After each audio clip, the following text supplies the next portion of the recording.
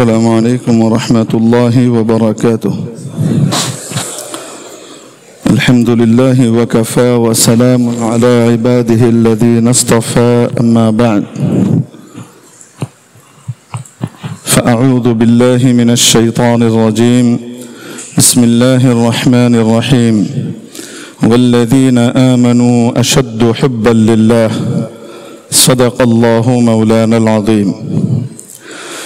واجب الاحترام حضرات علماء کرام, আজিজ তালাবা, ধর্মপ্রাণ ধর্মভীরু সর্বস্তরের সম্মানিত মুসল্লিয়ান এজাম, আল্লাহ পাক রব্বুল আলামিন আমাদেরকে ভালোবেসেছেন, মহব্বত করেছেন, দয়া করেছেন, তাই তার নিজ ঘরে আমাদেরকে ডেকেছেন, আমাদেরকে হাজিরি লিখাবার তৌফিক দান করেছেন। শুকর আদায় করি আলহামদুলিল্লাহ। মুআজ্জাজ হাজরিন, গত সপ্তাহে আমরা একটা কথা বলছিলাম যে পৃথিবীটা টিকেই আছে বন্ধনের মাধ্যমে, আর সবচেয়ে মজবুত বন্ধন হলো ভালোবাসা আর মহব্বতের বন্ধন। এই জন্য রব্বুল আলামিন বলেন ওয়াল্লাযীনা আমানু, যারা ঈমান আনে, আশাদ্দু হুব্বাল লিল্লাহ, তারা আল্লাহকে ভীষণ ভালোবাসে। আমরা আমাদের বাংলায় যেমন বলি, সর্বোচ্চটা বোঝানোর জন্য যে শব্দটা বলি, সেই সর্বোচ্চটা বোঝানোর শব্দটাই আরবিতে ব্যবহার করেছেন আল্লাহ তাআলা। আমরা যেমন বলি যে পাগলের মতো ভালোবাসে, তো আরবিতে এই ভাবটাকে এই শব্দ দিয়ে পেশ করা হয়, আশাদ্দু হুব্বান, সবচেয়ে কঠিন ভালোবাসা, ভীষণ ভালোবাসা এবং পাগলের মতো ভালোবাসা তারা আল্লাহকে দেয়। আল্লাহর সাথে তাদের যে প্রীতি, তাদের যে মহব্বত, এটা পাগলের মতো। একটা হলো শব্দের অর্থ, আরেকটা হলো ভাবের অর্থ। অনুবাদ আর তর্জমা যেটা হয়, সঠিক অনুবাদ আর সঠিক তর্জমা হলো যেটা ভাবের তর্জমা হয়। এই ভাবটা আরবি ভাষায় কিভাবে বলে, ওই ভাবটাকেই বাংলা ভাষায় অথবা ইংরেজি ভাষায় কিভাবে প্রকাশ করা হয়। অনেক সময় হুবহু শব্দে শব্দে সেই ভাব মিলে, অনেক সময় হুবহু শব্দে শব্দে সেই ভাব মিলে না, শব্দের একটু এদিক ওদিক ঘটে। এজন্য কেউ যখন কোনো ভাষা রপ্ত করতে চায়, খুব ভালোভাবে যদি সেই ভাষাটা শিখতে হয়, তাহলে অবশ্যই তাকে ওই ভাষাভাষীদের সাথে কিছুদিন কাটানো লাগে।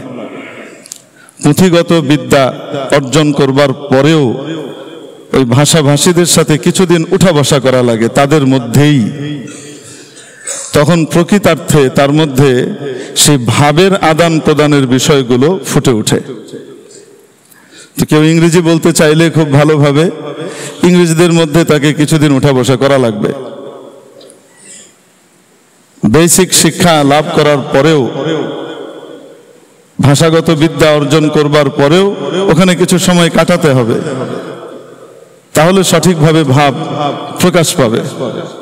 না হলে শিখবে না, শব্দ শিখবে কিন্তু ওটা শিখবে না। একবার আমি যখন দেওবন্দে পড়ি তখনকার ঘটনা, গেলাম শেখুল হাদিস সদরুল মুদাররিসিন আল্লামা নাসির আহমদ খান সাহেব রহমতুল্লাহ আলাইহির কাছে, যিনি 3 যুগের উপরে দেওবন্দ মাদ্রাসার শেখুল হাদিস এবং বুখারী শরীফের প্রধান উস্তাদ ছিলেন। এখানকার প্রায় সমস্ত উস্তাদরাই একমাত্র শেখ আব্দুল হক সাহেব রহমতুল্লাহ আলাইহি ছাড়া সকলেই ওনার ছাত্র ছিলেন। তো আমাদের সৌভাগ্য যে ট্রেনের শেষ বগিতে গিয়ে কোনো মতে জুড়ে গেছি আর কি, শেষের দিকে গিয়ে। তো হযরতের সাথে দেখা করতে গিয়েছি ওনার বাসায় আসরের নামাজের পরে। হযরত আসরের পরে সময় দিতেন, বৈঠক হতো, খাস বৈঠক হতো। হযরত আমাকে জিজ্ঞেস করলেন কাইসে আনা হুয়া। বয়স ছিল 95-এর উপরে, কিন্তু আওয়াজ ছিল একদম কড়কড়ে, মনে হতো যেন 30-32 বছরের একদম পৌরুষ দীপ্ত মোটা আওয়াজ, পরিষ্কার সাফ সাফ আওয়াজ ছিল। कैसे आना हुआ, কিভাবে আসা হয়েছে, শাব্দিক অর্থ হলো কিভাবে আসা হলো। তো আমার মাথার ভিতরে তো আসে না, তাই বলছি জি ট্রেন সে আনা হুয়া, ট্রেনে করে আসছি। মানে বাংলাদেশ থেকে ওখানে যাওয়ার একটা পদ্ধতি হলো বাইয়ার, আরেকটা হলো এখান থেকে কলকাতায় গিয়ে তারপর সেখান থেকে কিভাবে ট্রেনে করে দিল্লি যাওয়া, দিল্লি থেকে ওখানে। তিনি আবার জিজ্ঞেস করলেন জি কাইসে আনা হুয়া।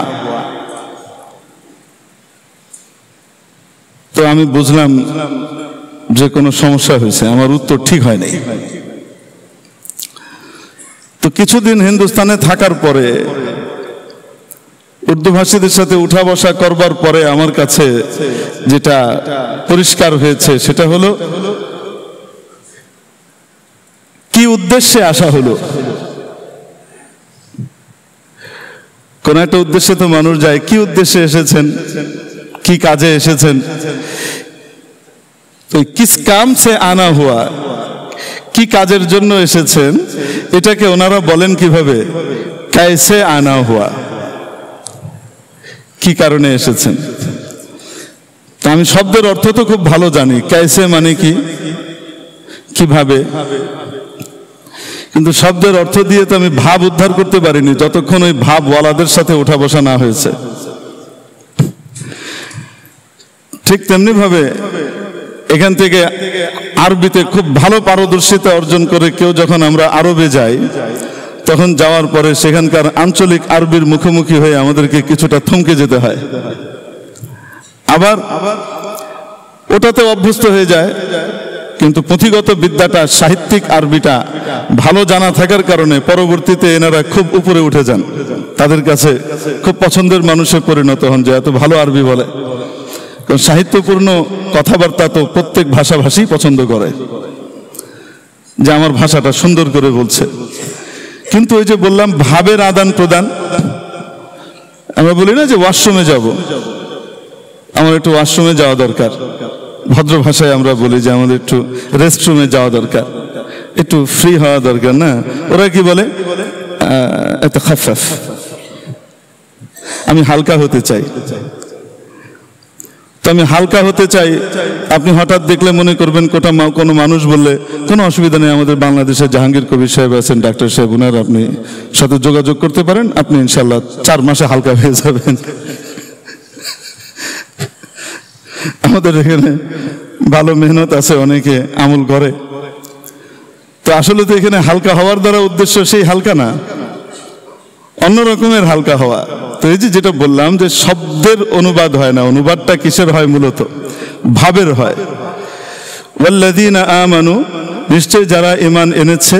এবং মুজারে যখন আসে, মাজির যখন নাকি মৌসুলের পরে আসে, তখন এটার দ্বারা মুজারের তর্জমা আসে।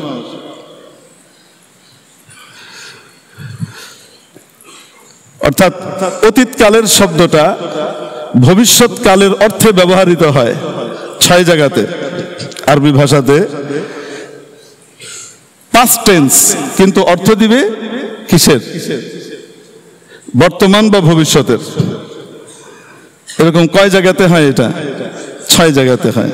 আমাদা মাজি বমানা মুজারে চন্দেজা, আতফে মাজি बर मुजारे दर मकामे इब्तिदा बाद मौसूल व निदा व लफ्ज हैसु कुल्लमा दर जजा व शर्त आतफ हर दुबाशत दर दुआ। এই 6 জায়গাতে।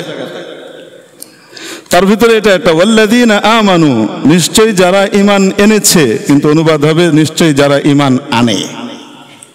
মৌসুলের পরে এসেছে, নিশ্চয়ই যারা ঈমান আনে, যারা ঈমানদার। আসাদ্দ, বড় কঠিন তারা, হুব্বান, ভালোবাসার দিক থেকে, লিল্লাহ, আল্লাহর জন্য। এ হলো আবিধানিক অর্থ। কিন্তু ভাব কি, ভাব হলো নিশ্চয় যারা ঈমানদার তারা আল্লাহকে পাগলের মতো ভালোবাসে। আমরা বাংলা যেটা বলি, তারা আল্লাহকে ভীষণ ভালোবাসে, কঠিন ভালোবাসে, সাধারণ ভালোবাসা ভালোবাসে না। আর আল্লাহকে ভালোবাসার লক্ষণই হলো নবীকে ভালোবাসা। যে নবীকে ভালোবাসে না সে কখনোই আল্লাহকে ভালোবাসে না, মৌখিক দাবি শুধু। আল্লাহকে ভালোবাসার মূল লক্ষণ নবীকে ভালোবাসা। নবীকে ভালোবাসা আল্লাহকে ভালোবাসার আলামত। আর নবীর ভালোবাসার আলামত কি? ভালোবাসার দাবি তো সবাই করে, আমিও করি, আপনিও করেন, সবাই করে। মুসলমান মাত্রই নবীকে ভালোবাসার কি করে? দাবি করে। কিন্তু ভালোবাসায় সত্যবাদী কে? ভালোবাসার দাবিতে সত্য কে? আল্লাহ তাবারাকা ওয়া তাআলা সূরা আলে ইমরানের 31 নম্বর আয়াতে সেই সত্যবাদীর পরিচয় দিয়েছেন। সত্যিকার অর্থে আল্লাহকে ভালোবাসতে হলে নবীকে ভালোবাসতে হয়, আর নবীকে ভালোবাসতে হলে নবীর ইত্তেবা, অনুসরণ আর সুন্নাহ এটাকে পরিপূর্ণ ফলো করতে হয়। নবীকে পরিপূর্ণ অনুসরণ করলে সে আসলে নবীকে ভালোবাসলো। আর সে যখন নবীকে ভালোবাসলো তার মানে নবীকে কার কারণে সে ভালোবেসেছে? আল্লাহর জন্য ভালোবেসেছে। সে আল্লাহকে ভালোবাসে বলেই নবীকে ভালোবেসেছে, নবীকে ভালোবাসে বলেই নবীর কালচার আর নবীর তরিকাকে সে ফলো করে। কুল ইন কুনতুম তুহিব্বুনাল্লাহ, নবী আপনি বলে দেন যদি তোমরা আল্লাহকে ভালোবেসে থাকো, ফাত্তাবিউনি, তাহলে আমি মুহাম্মাদের, আমি রসুলের, আমি নবীর পরিপূর্ণ অনুসরণ করো, আমি রসুলের ইত্তিবা করো। ইউহিব্বুকুমুল্লাহ, যদি আমি রসুলের ইত্তিবা করো তাহলে তুমি আমাকে ভালোবাসলে, আমার ভালোবাসার কারণে, আমার সুন্নাহকে ভালোবাসার কারণে আল্লাহকে ভালোবাসলে। আর আল্লাহর সাথে যার ভালোবাসা হয় তার ময়লা থাকবে, এটা তো উনি মেনে নিতে পারেন না। আল্লাহ কাউকে ভালোবাসেন আর তার হৃদয়টা গুনাহে জর্জরিত থাকবে, গুনাহের ময়লায় কালিমা যুক্ত থাকবে, তা তো হতে পারে না। ইউহিব্বুকুমুল্লাহ, আল্লাহ ভালোবাসবেন তোমাদেরকে, ওয়া ইয়াগফির লাকুম যুনুবাকুম, এবং তোমাদের সব গুনাহ মাফ করে দিবেন, দিলটাকে সাফ করে দিবেন, মনটাকে পরিষ্কার করে দিবেন। গুনাহ থেকে যখন মানুষ মুক্ত হয়ে যায়, আল্লাহর ক্ষমা পেয়ে যায়, জাহান্নামে তো যাবেই না, সে তো সোজা জান্নাত। যখন আল্লাহ কাউকে গুনাহ থেকে মুক্ত করে দেন, এই পরিষ্কার জিনিসকে তো সবাই ভালোবাসে, আল্লাহও ভালোবাসেন, ফেরেশতারাও ভালোবাসে। একটা বাচ্চা মনে করেন নোংরা, তো যতক্ষণ তার গায়ে ময়লা, নোংরামি, কালিমা ইত্যাদি লেগে আছে ততক্ষণ পর্যন্ত কিন্তু তাকে মানুষ ভালোবাসলেও কোলে নিবে না, চুমু দিবে না, আদর করবে না, কাছে টানবে না, বলবে আগে ওকে পরিষ্কার করে নিয়ে এসো, ধুইয়ে নিয়ে আসো, গোসল করিয়ে নিয়ে আসো। সাফ হয়ে গেলে তখন খুব ভালো লাগে, তাকে কোলে নিয়ে আদর করে, চুমু দেয়, বুকে লাগায়, চকলেট খাবা করে নাকটাকে আবার একটু টেনে দেয়, এটা করে ওটা করে, কত রকমের আদর করে। তো পরিষ্কার জিনিসকে তো সবাই ভালোবাসে। মানুষ কালিমা যুক্ত হয় কিসের মাধ্যমে? মানুষ বলতে আমি বলছি আসল মানুষ, মানুষের বাহ্যিক শরীর নয়। রাসূল পাক সাল্লাল্লাহু আলাইহি ওয়াসাল্লাম ইরশাদ করেছেন, কোন ব্যক্তি যখন কোনো গুনাহ করে সাথে সাথে তার হৃদয়ের মধ্যে একটা দাগ পড়ে, একটা কালো দাগ পড়ে, সে যদি তওবা করে ফেলে, ইস্তেগফার করে ফেলে, মাফ চেয়ে নেয় আল্লাহর কাছে, এই দাগটা মুছে যায়, ওটা আর থাকে না। সে যদি ইস্তেগফার না করে তো দাগটা রয়ে যায়। এরপর যদি সে আরেকটা গুনাহ করে তো আরেকটা দাগ পড়ে, আরেকটা গুনাহ করে আরেকটা দাগ পড়ে, এভাবে পড়তে পড়তে পড়তে পড়তে তার পুরা অন্তরটা একদম কলুষিত হয়ে যায় এবং দাগ পড়ারও জায়গা নাই, তখন দাগের উপর দাগ পড়তে থাকে। এইভাবে পড়তে পড়তে এমন মরিচা যুক্ত হয়ে যায় যে সে আর ভালো কথা গ্রহণ করার যোগ্যতাই রাখে না। ভালো কথা তার দিলের ভিতরে আর ঢুকতেই চায় না। এটা কেমন মরিচা, কোন জাতীয় মরিচা, এটা কে জানেন? আল্লাহ জানেন। এই দাগটা কেমন, দাগটা কেন দেখতে পাই না আমরা? বড় বড় গুনাহগারের হার্ট অপারেশন হলেও দেখা যায় না সেখানে দাগ আছে, কই দেখতে তো পাই না। অনেক কিছুই আছে কিন্তু আমরা দেখতে পাই না। দোকানে কিছু কালি পাওয়া যায়, কলম পাওয়া যায়, যে কলম দিয়ে লিখলে বাইরে দেখা যায় না, কিন্তু বিশেষ লাইটের সামনে ধরলে বা আগুনের সামনে ধরলে তখন ঠিকই কি করা যায়, ওই লেখাটা পড়া যায়। এরকম কালি আছে না নাই? আছে। ওই দাগ আমি আপনি হয়তো দেখি না, আল্লাহর নবী যেহেতু বলেছেন তাহলে অবশ্যই দাগ আছে। আমরা নবীর কথা বিশ্বাস করি। খোদ কাফেররা পর্যন্ত নবীর কথা বিশ্বাস করতো যে নবী যা বলেন তা ঠিকই বলেন, মুহাম্মদ মিথ্যা কথা বলে না। কাফেররাও বিশ্বাস করত, কিন্তু মানতো না কেন?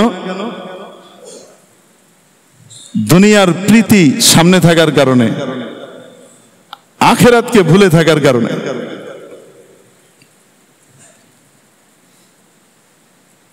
দুনিয়ার ভালোবাসা ছাড়তে পারতো না এই কারণে। এই ভালোবাসা থেকে ইগো আসতো, এই ভালোবাসা থেকে ক্ষমতার মোহ আসতো, এই ভালোবাসা থেকে এটা আসতো সেটা আসতো। বিভিন্ন ভাবে কি করত? বুঝতো যে মুহাম্মদ যা বলেছেন তা সত্য, মিথ্যা কথা বলে না, তারপরেও কি করত? অস্বীকার করত।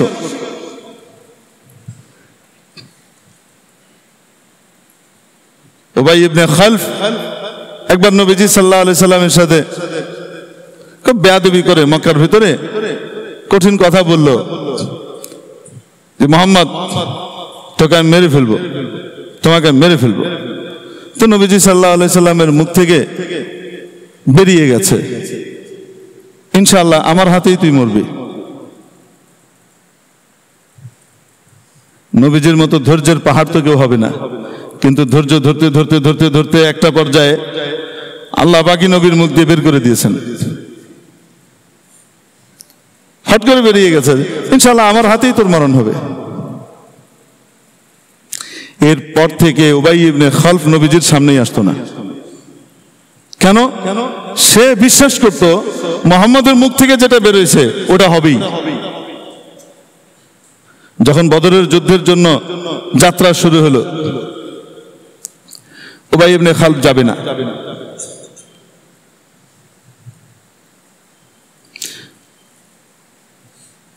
পরবর্তী যুদ্ধের ভিতরে সে যাবে না, পালিয়ে আছে।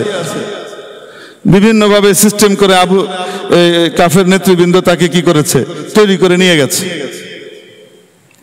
এখন রণক্ষেত্রে যাওয়ার পরে সে নবীজিকে তালাশ করছে, মুহাম্মদ কোথায়, মুহাম্মদ কোথায়, মুহাম্মদ কোথায়। সবাই জিজ্ঞেস করে মুহাম্মদকে কেন খুঁজো? কারণ সে দেখার আগেই আমাকে কাজ সারতে হবে, ও আমাকে দেখার আগেই আমার কাজ আমাকে সারতে হবে। আজকে যদি সে আমার হাত থেকে বেঁচে যায় তাহলে আমার মুক্তি নাই, কারণ ওর হাতেই আমার মৃত্যু হবে। নবীজিকে খুঁজে বেড়াচ্ছে, তো নবীজি দেখলেন উবাই তাকে খুঁজছে, তো কাছে আসার চেষ্টা করছে। সাহাবীরা বেষ্টনী দিয়ে রেখেছেন যেন আসতে না পারে। নবীজি বললেন যে না, আসতে দাও ওকে, ও আসতে চাচ্ছে আমাকে হত্যা করতে, আসতে দাও। তো সে আসা শুরু করেছে, আস্তে আস্তে আস্তে আস্তে যখন কাছাকাছি চলে এসছে, নবীজি সাল্লাল্লাহু আলাইহি সাল্লাম পাশের একজনের হাত থেকে একটা বর্ষা নিয়ে এভাবে হালকা ভাবে নিক্ষেপ করেছেন তার দিকে। এই বর্ষা বুকের ভিতরেও লাগে নাই, হার্ট ভেদ করেও যায় নাই, ফুসফুসও ভেদ করে নাই, এমনকি গলাও এফোড় করে দেয়নি।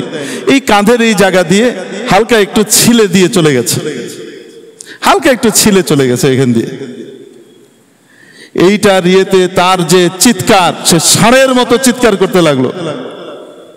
দলনেতা বলছে তুমি পাগল, তুমি আরবের এত বড় বাহাদুর, এই আঁচড়ে তো একটা বাচ্চাও কাঁদে না, আর তুমি চিৎকার করে ফাটিয়ে ফেলছো, কি হয়েছে এটা?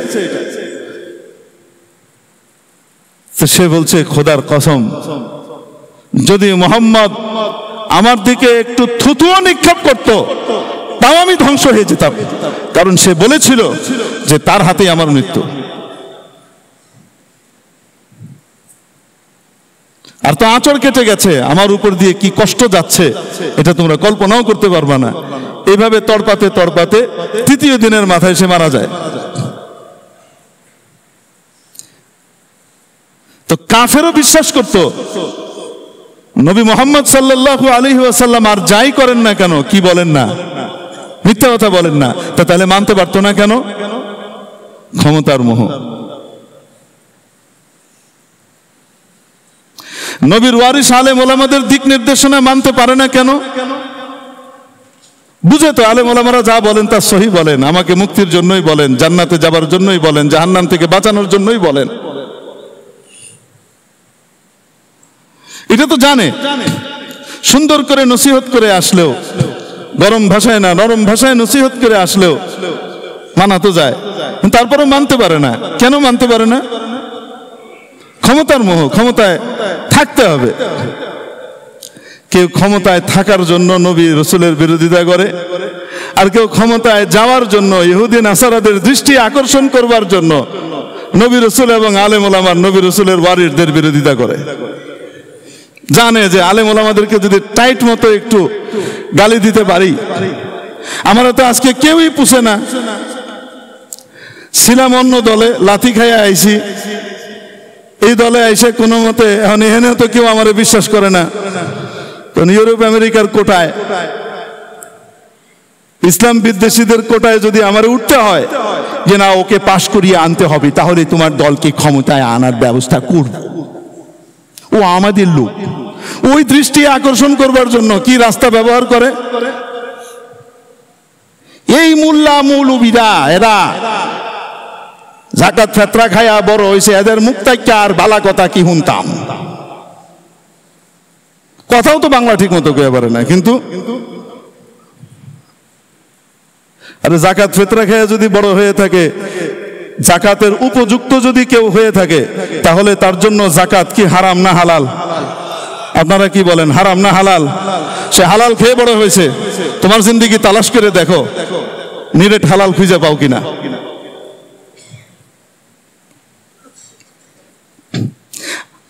আল্লাহ হেফাজত করে, আমিন।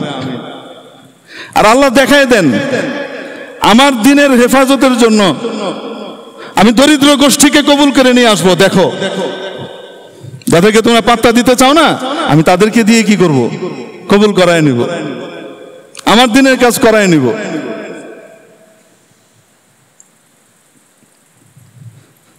দিনের মুক্তির দরজা সবচেয়ে বড় ব্যবসায়ীর জন্য খোলা আছে, বড় বিজনেস ম্যাগনেটের জন্য খোলা, গরিবের জন্য খোলা, অতি উচ্চ শিক্ষিতের জন্য আল্লাহর কাছে যাওয়ার রাস্তা খোলা।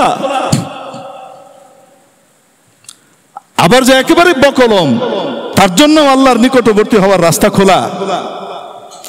যে কেউ আল্লাহ আল্লাহ রসুলকে ভালোবাসবে, আল্লাহ আল্লাহ রসুলের তরিকা অনুযায়ী চলবার জন্য চেষ্টা করবে, সে যেই হোক না কেন আল্লাহ তাকে উপরে উঠিয়েই দিবেন। আর আসল ইজ্জত তো হলো কিয়ামতের দিনের ইজ্জত। এই টাইপের কথাবার্তা যে সমস্ত লোক বলে না, দিনদার মানুষ যারা আছে, নামাজ কালাম পড়ে আল্লাহ আল্লাহ রসুলকে ভালোবাসে, এই সমস্ত উচ্চ শিক্ষিত মানুষের দৃষ্টিতেও সে আসলে পচে যায়। উচ্চ শিক্ষিত মানুষরাও তাকে কি মনে করে না যে সে খুব ভালো মানুষ, তা মনে করে না, মনে করে তুচ্ছ তাচ্ছিল্য করে যে লোক, এ লোক তো ভালো না, আর যাই হোক না কেন এ লোক ভালো না। তো ক্ষমতায় কেউ থাকার জন্য অনেক সময় আল্লাহ আল্লাহ রসুলের বিরুদ্ধে অবস্থান নেয়, মৌলবি করে পিটানির ব্যবস্থা করে। আবার কেউ ক্ষমতায় যাওয়ার জন্য কি করে? এগুলি করে। এগুলা চিহ্নিত পুরনো জিনিস, আজকের না, সেই নমরুদের আমল থেকে চলে আসতেছে, আজকের আমল থেকে না। পুরনো ইতিহাস, ইসলামের ইতিহাস যদি সবটুকু আপনাদেরকে আমি একা একা মানে কোনোদিন স্টেপ বাই স্টেপ বলতে পারতাম, তাহলে আপনি দেখতেন এই সংলাপগুলা অতি পুরনো। এই সংলাপের আওড়ানেওয়ালা, এই সংলাপগুলা যারা আওড়ায় তারা শুধু নতুন নতুন চেঞ্জ হয়, কিন্তু সংলাপগুলা একই। আল্লাহ আল্লাহ রসুলকে যারা ভালোবাসেন তাদের সংলাপও একই রকম। তারা ওই আবু বকরের ভাষাতেই কথা বলে, 1400 বছর 1500 বছর পরে আসার পরে ওমরের ভাষাতেই কথা বলে, আব্দুর রহমান ইবনে আউফের ভাষায় কথা বলে, ওসমান ইবনে আফফান আর আলী মুর্তাদা রাদিয়াল্লাহু আনহুম ইনাদের ভাষাতেই কথা বলে। হয়তো 1500 বছর পরে এসেছে, কিন্তু তাদের শ্লোকগুলো, তাদের কথাগুলো, যেহেতু তারা আল্লাহকে ভালোবাসে, তাই তাদের কথাগুলো ওই সাহাবীদের কথার সাথেই মিলে যায়, আল্লাহর প্রিয় বান্দাদের কথার সাথেই মিলে যায়। আর যারা আবু জেহেল আবুল আহাবের পথ অনুসরণ করতে চায় এরাও সেই ওই একই ভাষাতে একই সংলাপে কথা বলে। মাঝে মাঝে অবাক হতাম, কোরআনে কারিমে আল্লাহ তাআলা ফেরাউন কি কি বলেছে যখন পড়তাম তখন মনে হতো ফেরাউন কি কি বলছে, এগুলো আল্লাহর কর দরকারটা কি? ফেরাউনের মতো একটা বাজে মানুষ, ও কি কি বলছে, এগুলি কর দরকার আছে? ভালো কথা কইলি তো হয়, কিন্তু কর দরকারটা কেন আছে এটা বড় হওয়ার পরে বুঝতেছি যে দরকারটা না থাকলে তো আর আল্লাহ কোরআন শরীফের ভিতরে এত লম্বা চড়া কথা দিয়ে বলে নাই ওয়াকালা ফিরাউন তুনি ওয়াকালা ফিরাউন যারুনি ইয়াকতুল মূসা ওয়ালিয়াদউ রাব্বাহ, ছাড়ো আমাকে, আমি মূসাকে দেখিয়ে দেবো, মেরে ফেলবো, দেখি সে তার আল্লাহকে ডাকুক, কোন আল্লাহ তারে বাঁচায়। এই ফেরাউনের চেতনাধারীরা এখনো বলে কই মুসলমানদেরকে তো মেরে ভ্যানিশ করে দিচ্ছে ফেরেশতারা, এই কারা কাফেররা মুশরিকরা মেরে শেষ করে দিচ্ছে, কই ওরা তো আল্লাহকে ডাকছে, কই তোদের আল্লাহ তো তোদের কাজে আসছে না। নেটের ভিতরে আপনি এমন লোকও পাবেন বাপের নাম মুসলমান, বাপ তাকে মুসলমান হিসেবেই নাম রাখছে, কিন্তু কথা কয় এই ভাষায়, কই তুই মুসলমানের খোদা মুসলমানকে বাঁচাচ্ছে না কেন, এই টাইপের কথা বলার লোক দুনিয়াতে নাই।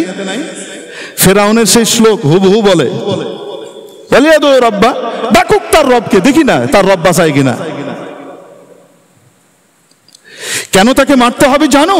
ইন্নী আখাফু আন ইউবাদদিলা দীনাকুম আও আন ইউযহিরা ফিল আরদিল ফাসাদ। মুসাকে মারা অপরিহার্য, ফাঁসি চাই, ফাঁসি চাই, মুসার ফাঁসি চাই। কেন মুসার ফাঁসি চাই? মুসাকে কেন মারতে হবে? আমার কোনো স্বার্থ নাই, মুসা আমার কি করবে, আমি তো ক্ষমতায় আছি, কিন্তু আমি দেখছি মুসা তোমাদের চেতনা নষ্ট করে দেবে।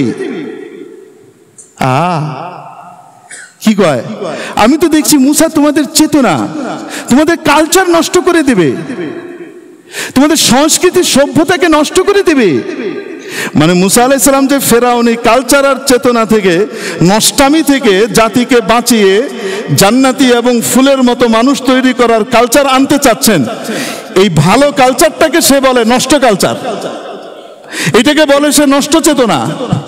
ইন্নী আখাফু আন ইউবাদদিলা দীনাকুম আও আন ইউযহিরা ফিল আরদিল ফাসাদ। আর যদি সে ওটা করতে না পারে তাহলে কয়েকদিন পরপরই সোহরাওয়ার্দী উদ্যানে একটা করে ডাক দিয়ে হুমকি দেবে, পৃথিবীতে ফাসাদ সৃষ্টি করবে। আও আন ইউযহিরা ফিল আরদি, পৃথিবীতে ফাসাদ সৃষ্টি করবে, আইন শৃঙ্খলা কি করবে, সে নষ্ট করবে, তার কথা না মানলে সে নষ্ট করবে। বলেন তো দেখি, এই যে কথাগুলা হয়, এই কথাগুলা ফেরাউন না কইছে না কয় নাই? নমরুদের কথা আল্লাহ বলছেন, ফেরাউন আরো কি কি বলেছে, লম্বা চড়া ভাবে আল্লাহ বলেছেন।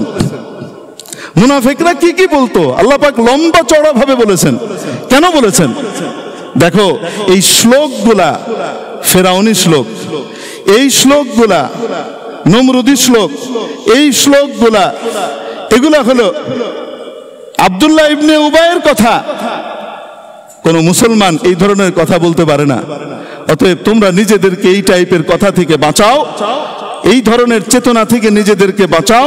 ও আমার প্রিয় বান্দারা, তোমরা তো আমাকে বড় ভালোবাসো, আল্লাযীনা আমানু আশাদ্দু হুব্বান লিল্লাহ, আমাকে তোমরা ভালোবাসো বলেই তো আমাকে বিশ্বাস করো। অতএব এগুলো থেকে নিজেকে বাঁচাও। দ্বিতীয়, কে কে ফেরাউনি চেতনায় চলছে ওটাও যেন তুমি ডিটেক্ট করতে পারো, চিহ্নিত করতে পারো, বুঝতে পারো, ওর থেকে নিজেকে দূরে রাখতে পারো। এটার জন্য আল্লাহ পাক এগুলা তুলে দিয়েছেন। আর ঈমানদাররা কি বলে সেটাও আল্লাহ বলে দিয়েছেন যে ঈমানদাররা এই বলে, ঈমানদাররা এই বলে, ঈমানদাররা এই বলে, বেঈমানরা এই বলে, ঈমানদাররা এই বলে। এই কথাগুলো আল্লাহ কোরআন শরীফে বারবার বলার কারণ কি আপনি মিলাইলেই দেখবেন। এই যে যারা 5 ওয়াক্ত নামাজ পড়ার জন্য আসে, যারা জুমার দিন সমস্ত কাজ ফেলে দিয়ে আল্লাহর ডাক শুনবার জন্য, আল্লাহর কিছু কথা শুনবার জন্য ছুটে চলে আসে, এই লোকগুলার কথা, এই লোকগুলার চেতনা, এই লোকগুলার শ্লোক ওই সাহাবীদের সাথে মিলে যায়, ঈমানদারদের সাথে মিলে যায়, পরীক্ষিত ঈমানদারদের সাথে মিলে যায়। আর বিপরীত দিকে যারা এগুলা থেকে দূরে রাখতে চায়, ওয়াসুদ্দুনা আন সাবিলিল্লাহ, আল্লাহর পথে বাধা সৃষ্টি করতে চায়, দূরে রাখতে চায়। আর নামাজ পড়ে কি হইব, দূর নামাজ পড়ে কার কি হয়েছে, নাউজুবিল্লাহ।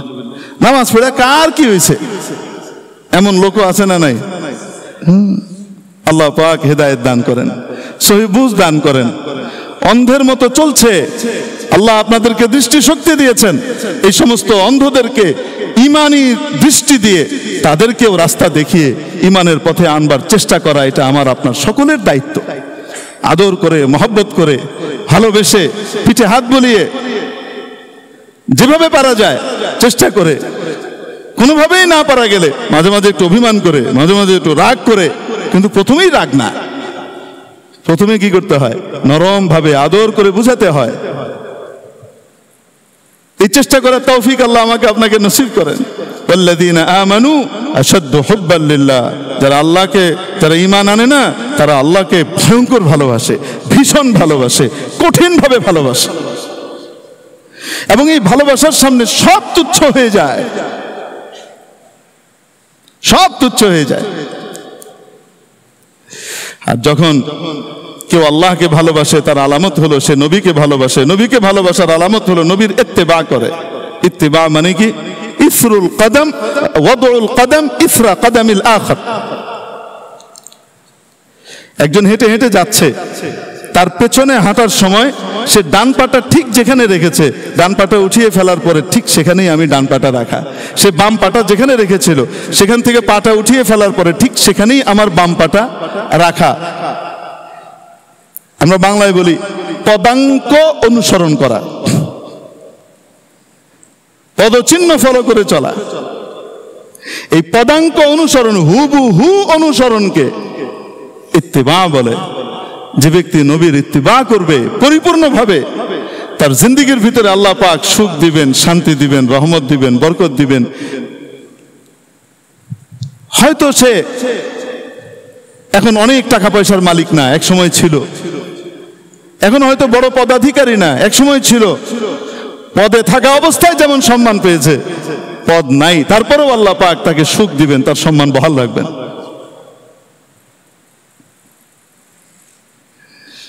টাকা আছে তাও সম্মান দিবেন, টাকা নাই তাও সম্মান দিবেন। সম্মানটা কিভাবে? তার দিলের ভিতরে সে আত্মসম্মান বোধ করবে, আলহামদুলিল্লাহ আমি সুখী। তার মনের ভিতরে আল্লাহ সুখের জোয়ার বহাবেন। এটা দুনিয়াতে। আর আখিরাতে ওয়ালানাজজিয়ান্নাহুম আজরাহুম বিআহসানি মা কানু ইয়ামালুন। আর আখিরাতে সে যা করেছে দুনিয়ায় তার চেয়ে বহু গুণে উত্তম জিনিস, ভালো জিনিস তাকে আমি দেব। এমন জিনিস কল্পনাই করতে পারবে না, এমন জিনিস দেব তার জন্য। ঠিক করে রেখেছি, বরাদ্দ করে রেখেছি, শুধু চোখটা বন্ধ করতে দাও, তারপরেই দেখো। শুধু দুনিয়ার চোখটা বন্ধ হইতে দাও, আসল চোখ তার খুলে যাবে। সে তার আখিরাতকে চোখের সামনে দেখবে।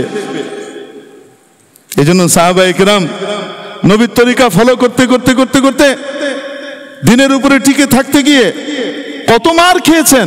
আল্লাহু আকবার। আমরা অনেক মার খাই, বিভিন্ন সময় কষ্ট পাই, কিন্তু সাহাবীদের উপর দিয়ে কি কষ্ট গিয়েছে তা কি কল্পনা করতে পারি? কি কষ্ট দিয়েছে তাদেরকে। হযরত খাব্বাব ইবনুল আরাত রাদিয়াল্লাহু তাআলা আনহু একদিন বসা ছিলেন হযরত ওমর রাদিয়াল্লাহু তাআলা আনহুর মজলিসে। ওমর রাদিয়াল্লাহু তাআলা আনহুর খিলাফতের আমলে তিনি জিজ্ঞেস করলেন, খাব্বাব, তোমাকে তো অনেক কষ্ট দেয়া হয়েছে ইসলামের জন্য, কেমন কষ্ট দেয়া হয়েছে সেটার বিবরণ কি একটু দিবা? হযরত খাব্বাব কোনো বিবরণ না দিয়ে কোমরের কাপড়টা এভাবে শুধু তুলে দিয়ে বলেছেন, আমিরুল মুমিনিন, কোমরটা একটু দেখেন। কোমরে তাকিয়ে দেখা গেল সেখানে কোনো গোশত নাই, দগদগে ঘায়ের দাগ, সাদা হয়ে গেছে, একেবারে পুড়ে গেলে কাক কুচকে গেলে যেমন হয় ওই রকম হয়ে আছে। উনি চমকে উঠলেন এবং শিউরে উঠলেন আর বললেন, এমন কোমর তো আমি কারো দেখি নাই খাব্বাব, এটা কিভাবে হয়েছে? তিনি বললেন, আমাকে ঈমানের উপরে থাকার কারণে, তাওহীদের স্বীকৃতি দেওয়ার কারণে, এক আল্লাহর উপরে আমি বিশ্বাস রাখবো, এক আল্লাহর বিধানই দুনিয়াতে চলবে, আল্লাহর বিধানটাই সঠিক বিধান, এই কথা বলার কারণে আমাকে কি করত? গরম কয়লার উপরে দগদগ করে যেখানে আগুন জ্বলছে মার তো দিতই চাবুক দিয়ে পিটিয়ে, যখন আমি বেহুশ হয়ে যেতাম ওটার উপরে আমাকে ফেলে রাখতো। আমার কোমরের রক্ত ঝরে, চর্বি গলে, পড়ে পড়ে সেই কয়লার আগুন নিভত। এভাবে আমাকে ফেলে রাখতো অচিকিৎসায়, এইভাবে ফেলে রেখে আমাকে কি করেছে, কষ্ট দিয়েছে। হযরত বিলাল রাদিয়াল্লাহু তাআলা আনহুকে উমাইয়া চাবুক মারে, জোরে চাবুক মারে। চাবুকের এক এক ঘায়ে শরীর কেটে যাচ্ছে। কখনো আবু জেহেল এসে মারে, কখনো অমুক মারে, তমুক মারে। একজন মারতে মারতে ক্লান্ত হয়ে যায়, আরেকজন মারে। আর হযরত বিলালের মুখ দিয়ে একটাই শব্দ বের হয়, যে শব্দ ওরা বরদাস্ত করতে পারে না। আহাদুন আহাদ, আহাদুন আহাদ, আহাদুন আহাদ। এক আল্লাহ এক, এক আল্লাহ এক, এক আল্লাহ এক। যত মারতে মারতে শেষ করে দিবি, কিন্তু আমার আল্লাহ এক। আমার আল্লাহর বিধানই সবচেয়ে বড় বিধান। আমার আল্লাহর সমকক্ষ কেউ নাই। এই কথা বলেই যাব, বলেই যাব, বলেই যাব, মেরে ফেল। তো পরবর্তীতে অন্যরা বলেছে, বিলাল তোমাকে যখন মারতো তুমি আহাদুন আহাদ বলতে কেন? তোমার কি কষ্ট লাগতো না? ওটা বলার কারণে তো আরো মারতো। উনি বলতেন, ওই কথা বলার সাথে সাথে আমার এমন মজা আর স্বাদ লাগতো যে আমার মাওলাকে যে আমি মহব্বত করি, আমি মার খেয়েও ঘোষণা দিতে পারি, আমি সুখের সময়ের পায়রা না, আমি তো ব্যথার সময়, কষ্টের সময় মাবুদ তোমাকে ভালোবাসি।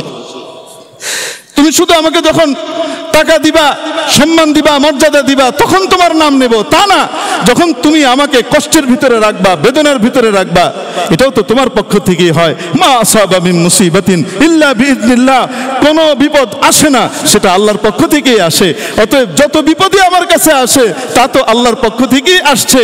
আল্লাহ এটাকে অনুমোদন দিচ্ছেন আমার জন্য, যেহেতু আমার আল্লাহ খুশি, আমিও খুশি।